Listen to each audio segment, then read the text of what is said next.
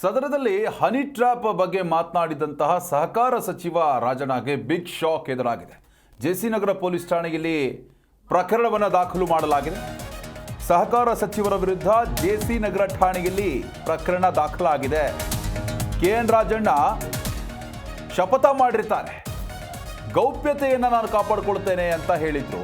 ಸದನದಲ್ಲಿ ಮಾತನಾಡಿ ಸಂವಿಧಾನಕ್ಕೆ ಅವರು ಅಪಚಾರವನ್ನು ಮಾಡಿದ್ದಾರೆ. ಕೂಡಲೇ ಸಚಿವರನ್ನ ವಶಕ್ಕೆ ಪಡೆದು ಸಿಡಿ ಬಗ್ಗೆ ಅಂದರೆ ಅಶ್ಲೀಲ ಸಿಡಿ ಬಗ್ಗೆ ತನಿಖೆ ಆಗಲಿ ಅಂತ ಭೀಮಪ್ಪ ಗಡದ ಅಂದರೆ ಸಾಮಾಜಿಕ ಕಾರ್ಯಕರ್ತರು ಇವರು ಅಂಬೇಡ್ಕರ್ ಜಯಂತಿ ದಿನವೇ ನಾನು ಕಂಪ್ಲೇಂಟನ್ನು ಕೊಡ್ತಾ ಇದ್ದೀನಿ, ಈ ಬಗ್ಗೆ ತನಿಖೆ ಆಗಬೇಕು. ಅವರು ಸದನದಲ್ಲಿ ಮಾತನಾಡಿದ್ದಾರೆ, ಹನಿ ಟ್ರ್ಯಾಪ್ಗೆ ಪ್ರಯತ್ನ ಪಟ್ಟಿದ್ದಾರೆ ನನ್ನ ಮೇಲೆ ಅಂತ. ಅದು ಎಷ್ಟರ ಮಟ್ಟಿಗೆ ಸರಿ ಮತ್ತು ಈ ಬಗ್ಗೆ ತನಿಖೆ ಆಗಬೇಕು, ಈ ಬಗ್ಗೆ ಅಧಿಕಾರಿಗಳು ತನಿಖೆಯನ್ನು ನಡೆಸಬೇಕು. ಸಿಡಿ ಬಗ್ಗೆ ತನಿಖೆಯಾದಂತಹ ಸಂದರ್ಭದಲ್ಲಿ ಸಂವಿಧಾನ ಉಳಿಯುತ್ತೆ, ನಾನು ಯಾವುದೇ ರೀತಿಯಲ್ಲೂ ಕೂಡ ತಪ್ಪು ಮಾಡೋದಿಲ್ಲ ಅನ್ನೋ ಒಂದು ನಿಟ್ಟಿನಲ್ಲಿ ಶಪಥವನ್ನು ಮಾಡಿದ್ರು ರಾಜಣ್ಣ. ಆದರೆ ಹನಿ ಟ್ರ್ಯಾಪ್ ಬಗ್ಗೆ ಸದನದಲ್ಲಿ ಮಾತನಾಡಿ ಅವರು ಸಂವಿಧಾನಕ್ಕೆ ಅಪಚಾರವನ್ನು ಮಾಡಿದ್ದಾರೆ, ಈ ಬಗ್ಗೆ ತನಿಖೆ ಆಗಬೇಕು ಅಂತ ಭೀಮಪ್ಪ ಗಡದ ಆಗ್ರಹಿಸಿ ಜೆಸಿ ನಗರ ಠಾಣೆಯಲ್ಲಿ ಒಂದು ದೂರನ್ನು ದಾಖಲು ಮಾಡಿದ್ದಾರೆ.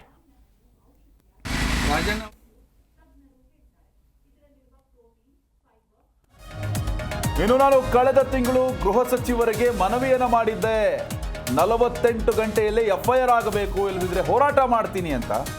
ರಾಜ್ಯ ಸರ್ಕಾರದ ವಿರುದ್ಧ ಕಾನೂನು ಹೋರಾಟವನ್ನು ಮಾಡ್ತೇನೆ ದೂರು ಕೊಟ್ಟ ಬಳಿಕ ಭೀಮಪ್ಪ ಗುಂಡಪ್ಪ ಗಡಾದ ಹೇಳಿಕೆಯನ್ನು ಕೊಟ್ಟಿದ್ದಾರೆ. ಜೆಸಿ ನಗರ ಠಾಣೆಯಲ್ಲಿ ಅವರು ಒಂದು ಕಂಪ್ಲೇಂಟನ್ನು ಕೊಟ್ಟಿರುವಂಥದ್ದು. ತನಿಖೆ ಆಗಬೇಕು, ಸರಿಯಾಗಿ ತನಿಖೆ ಮಾಡಿ ಇದರ ಸತ್ಯಾಸತ್ಯತೆ ಅಂದರೆ ಸದನದಲ್ಲಿ ಒಬ್ಬ ಸಚಿವರನ್ನ ಟ್ರ್ಯಾಪ್ ಮಾಡೋದಕ್ಕೆ, ಹನಿ ಟ್ರ್ಯಾಪ್ ಮಾಡೋದಕ್ಕೆ ಪ್ರಯತ್ನ ಪಟ್ಟಿದ್ದಾರೆ ಅಂತ ಸ್ವತಃ ಸಚಿವರೇ ಹೇಳ್ಕೊಂಡಿದ್ದಾರೆ. ಹೀಗಾಗಿ ಇದೊಂದು ಅತಿ ಸೂಕ್ಷ್ಮವಾದಂತಹ ಪ್ರಕರಣ. ಒಬ್ಬ ಜನಪ್ರತಿನಿಧಿ ಬಾಯಲ್ಲಿ, ಅದರಲ್ಲೂ ಕೂಡ ಒಬ್ಬ ಸಚಿವರ ಬಾಯಲ್ಲಿ ಈ ರೀತಿ ಮಾತು ಬರುತ್ತೆ ಅಂತಂದರೆ ಇದರ ತೀವ್ರತೆಯನ್ನು ಅರಿತು ಸರ್ಕಾರ ತನಿಖೆಯನ್ನು ನಡೆಸಬೇಕಾಗಿತ್ತು. ನಾನು ಕಳೆದ ತಿಂಗಳೇ ಗೃಹ ಸಚಿವರಿಗೆ ಮನವಿ ಮಾಡಿದ್ದೆ, 48 ಗಂಟೆಯೊಳಗೆ FIR ಆಗಬೇಕು ಅಂತ ಹೇಳಿದ್ದೆ, ಆದರೆ ಅದು ಆಗಿಲ್ಲ. ನಾನು ಸರ್ಕಾರದ ವಿರುದ್ಧವಾಗೂ ಕೂಡ ಕಾನೂನು ಹೋರಾಟವನ್ನು ಮಾಡ್ತೇನೆ ಅಂತ ಭೀಮಪ್ಪ ಗಡದ ಹೇಳಿಕೆಯನ್ನು ಕೊಟ್ಟಿದ್ದಾರೆ. ರಾಜಣ್ಣ ಅವ್ರ ಮ್ಯಾಗ ನಾವು ಯಾಕೆ ದೂರು ಕೊಡ್ತೀವಿ ಅಂದ್ರೆ, ಇವತ್ತು ಇದು ಅವ್ರು ಏನು ಮಾಡಿದ್ದಾರೆ ಅಂದ್ರೆ, ಪ್ರಮಾಣ ವಚನ ಸ್ವೀಕರಿಸುವ ಸಮಯದಲ್ಲಿ ಯಾರು ಮಂತ್ರಿಯಾಗಿ ಪ್ರಮಾಣ ವಚನ ರಾಜಣ್ಣ ಅವ್ರು ಸ್ವೀಕರಿಸಿರಲ್ಲ, ಆ ಸಮಯದಲ್ಲಿ ಅವರು ಗೌಪ್ಯತೆಯನ್ನು ಕಾಪಾಡ್ತು ಅಂತ ಹೇಳ್ತಾರೆ ಪ್ರಮಾಣ ವಚನ ಸ್ವೀಕಾರ ಮಾಡಿರ್ತಾರೆ. ಆದರೆ ಇಲ್ಲಿ ಏನಾಗಿದೆ, ಅವರು ವಿಧಾನಸಭೆಯಲ್ಲಿನ ಈ ಹನಿ ಟ್ರ್ಯಾಪ್ಸ್ ಅಂತ ವಿಷಯವನ್ನು ಬಹಿರಂಗವಾಗಿ ಹೇಳುವುದರ ಮೂಲಕ ಗೌಪ್ಯತೆಗೆ ಧಕ್ಕೆ ತಂದಿದ್ದಾರೆ.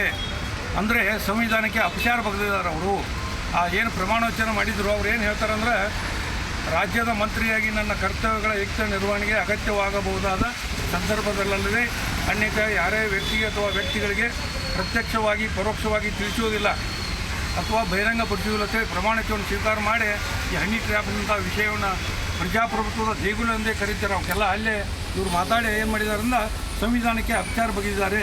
ನಾ ಇವತ್ತನೇ ಇದನ್ನು ಯಾಕೆ ಮಾಡಿದ್ದೀನಿ ಅಂದ್ರೆ, ಇವತ್ತು ಸಂವಿಧಾನ ಬರೆದಂಥ ಡಾಕ್ಟರ್ BR ಅಂಬೇಡ್ಕರ್ ಅವರ ಜನ್ಮ ಜಯಂತಿ, ಇವತ್ತು ಸಂವಿಧಾನದ ಘನತೆ ಗೌರವ ಹೆಚ್ಚಾಗಲಿಕ್ಕೆ ರಾಜಣ್ಣ ಅವ್ರ ಮೇಲೆ ಕ್ರಮ ತಗೋಬೇಕಂತೇಳಿ ನಾನು ದೂರು ಕೊಟ್ಟಿದ್ದೀನಿ. ಅದು ಇವ್ರು ಏನು ಹೇಳ್ತಾರಂದ್ರೆ, ಹನಿ ಟ್ರ್ಯಾಪ್ ಬಗ್ಗೆ 48 ಸಿಡಿಗಳು ನಾನು ಹೆಸರಿವೆ, ಅದಲ್ಲದೆ ಕೇಂದ್ರದ ಧುರೀಂದ್ರ ಸಿಡಿಗಳು ನನ್ನ ಹೆಸರಿದೆ ಅಂತ ಹೇಳ್ತಾರೆ. ಒಬ್ಬ ಸಚಿವರಂದರೆ ಸರ್ಕಾರದ ಅವಿಭಾಜ್ಯ ಅಂಗ. ಅವರು ಸಚಿವರಾಗಿ ವಿಧಾನಸಭೆಯಲ್ಲಿ ಈ ರೀತಿ ಹೇಳೋದಂದ್ರೆ ಭಾಳ, ಅದಕ್ಕೆ ಇವರು ಸಂವಿಧಾನ ವಿರೋಧಿ ಕೆಲಸ ಮಾಡಿದ್ದಾರೆ. ಇವ್ರನ್ನ ಕೂಡಲೇ ವಶಕ್ಕೆ ತಗೋಬೇಕು. ನಂದೇನು ಪ್ರಶ್ನೆ, ಯಾರಾದರೂ ಒಬ್ಬ ಸಾಮಾನ್ಯ ಮನುಷ್ಯ ರಾಜ್ಯದಲ್ಲಿ ಇವತ್ತು ನನ್ನ ಹತ್ತಿರ CD ಅದಾವು, ರಾಸಲಿಲ್ಲ CD, ಹನಿ ಟ್ರ್ಯಾಪ್ CD ಅವರು ಪೊಲೀಸರು ಬಿಡ್ತಿದ್ರೆ, ಇವ್ರು ಬಿಡ್ತಿರ್ಗಿಲ್ಲ, ಪೊಲೀಸರು ಒಳಗೆ ಹಾಕ್ತಾರೆ ಅವರು. ಅದಕ್ಕೆ ನಂದೇನು ಪ್ರಶ್ನೆ, ಮಂತ್ರಿಗಳ ಬಗ್ಗೆ ಗೌರವ ಇದೆ ನಮಗೆ, ಆದರೆ ಕಾನೂನು ಮುಂದೆ ಎಲ್ಲ ಸರಿ ಸಮಾನರು. ಇವತ್ತು ರಾಜಣ್ಣ ಅವ್ರನ್ನ ಕೂಡಲೇ ಪೊಲೀಸರು ವಶಕ್ಕೆ ಪಡ್ಕೊಂಡು ಆ CDಗಳು ಎಲ್ಲಿದ್ದಾವೆ ಕಂಡು ಹಿಡಿಬೇಕು, ಇದಕ್ಕೊಂದು ಇತ್ತೀಚೆಗೆ ಆಡ್ಬೇಕಂತೇಳಿ ನಾನು ಕೇಳಕ್ಕೆ ಬಯಸ್ತಾ ಇದ್ದೀನಿ. ಇದಲ್ಲದೆ ನಾನು ಈಗಾಗಲೇ ಮಾನ್ಯ ಗೃಹ ಸಚಿವರಿಗೆ 28ನೇ ತಾರೀಕಿನ ದಿವಸ ಒಂದು ಮನವಿ ಕೊಟ್ಟಿದ್ದೀನಿ. ಇಂಥ ಒಂದು ಸಂವಿಧಾನಕ್ಕೆ ಅಪಚಾರ ಬಗೆದಿದ್ದಾರೆ, ಇವ್ರ ಮ್ಯಾಗ ಕ್ರಮ ತಗೋಬೇಕಂತೇಳಿ ಮನವಿ ಕೊಟ್ಟಿನಿ. DGP ಸಾಹೇಬರು ಭೇಟಿಯಾಗಿ ಕೊಟ್ಟಿದ್ದೀವಿ. ಇವತ್ತು ನನಗೆ ಅನಿಸ್ತದೆ ಹೋಮ್ ಮಿನಿಸ್ಟ್ರು ಈ ಖಾತೆ ನಿರ್ವಹಿಸಲಿಕ್ಕೆ ಅಸಮರ್ಥರಿದ್ದಾರೆ. ಇವತ್ತು ಸಂವಿಧಾನಕ್ಕೆ ಅಪಚಾರ